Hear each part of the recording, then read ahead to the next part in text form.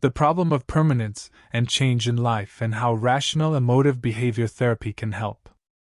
Before becoming a psychotherapist, I got my doctorate in philosophy. Over the years, I have been amazed at how the problems addressed by the early Greek philosophers, which may sound irrelevant and archaic today, show up in my psychotherapy sessions with clients. For example, a philosophical issue called the Parmenidean-Heraclitean problem touches a fundamental problem of life with which many of us confront. Parmenides took the position that change in life is merely an illusion, there is a fundamental permanence or sameness to life, whereas Heraclitus took the opposite position and said that permanence is an illusion and that life is constantly changing, constantly in flux.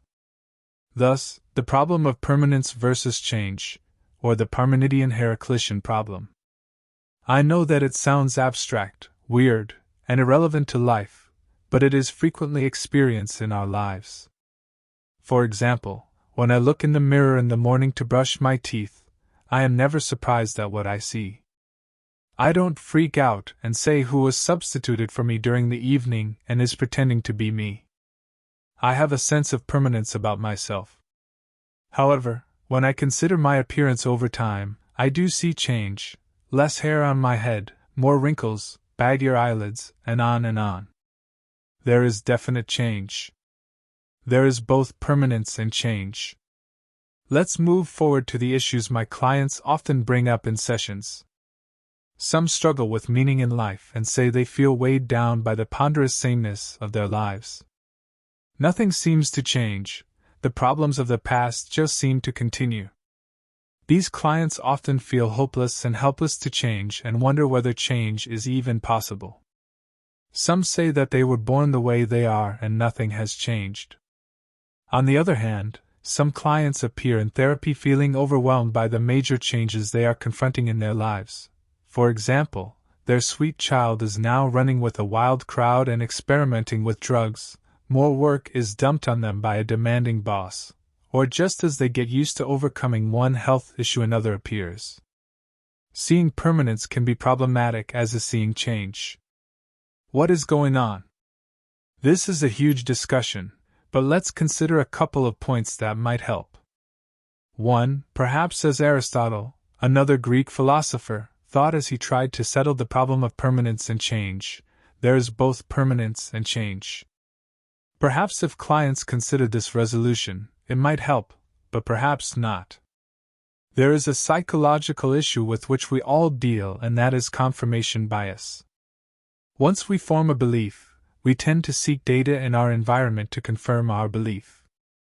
For example, when I believe that I am a failure, I overly focus on events in my life that support me as a failure, but ignore or discount all the data that confirm my successes in life.